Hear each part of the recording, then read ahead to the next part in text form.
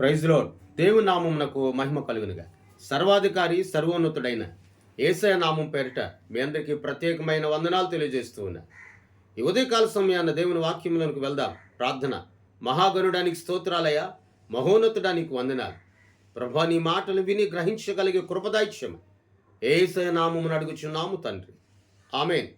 దేవుని వాక్యములకు వెళ్దాం. 21వ ప్రకటన గ్రంథం 21వ అధ్యాయం 19వ వచనాన్ని 20 వచనాన్ని మనము చదువుదాం. 5వది వైడూర్యము.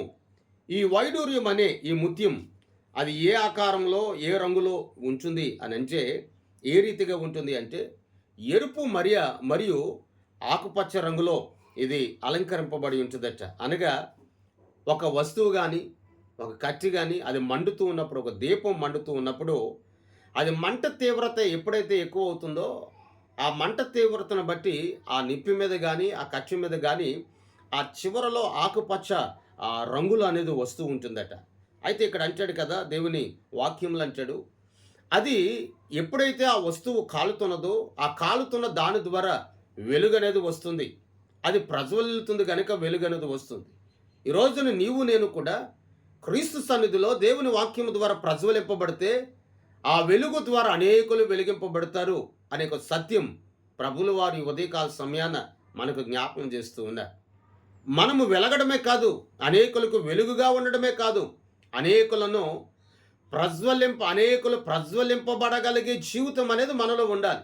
కొంతమంది మాటల వరకే చెప్తారు, కొంతమంది వారి మాటల వరకే చెప్తారు కానీ వారి పనుల్లో చేతల్లో ఆచరణలో మాత్రం ఉండదు.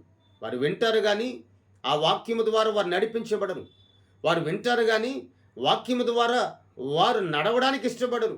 దేవుని వాక్యములు అంటాడు కదా, వైడూర్యం అనే ఈ ముత్యం మన జీవితాల్లో ఎలాగ ఉండాలి అంటే అది అనేకులను ప్రజ్వలింపబడగలిగే రీతిగా మన అలంకరణ జీవితం ఉండాలి.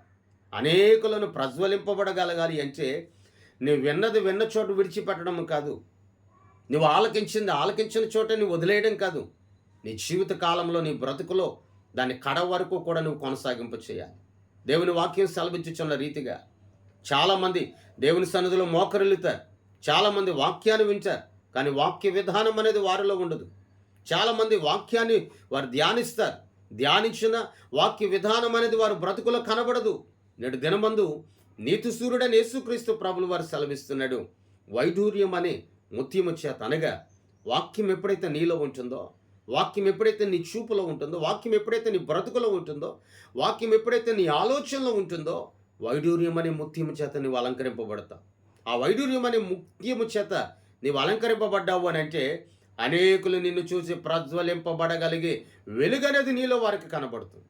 ఆ వెలుగు నీలో నీ కుటుంబంలో కనబడను గాక. ప్రార్థన. జీవాధిపతి జీవము కలిగిన యేసయ్యా నీకు వందనాలు. ఈ వైడూర్యం అనే ముత్యము చేత మేమున మా కుటుంబాలు అలంకరింపబడగలిగే కృపను మాకు దాయిచ్చే తోడయుండ యేసయ్య నామమున అడుగుచున్నాము తండ్రి. ఆమేన్.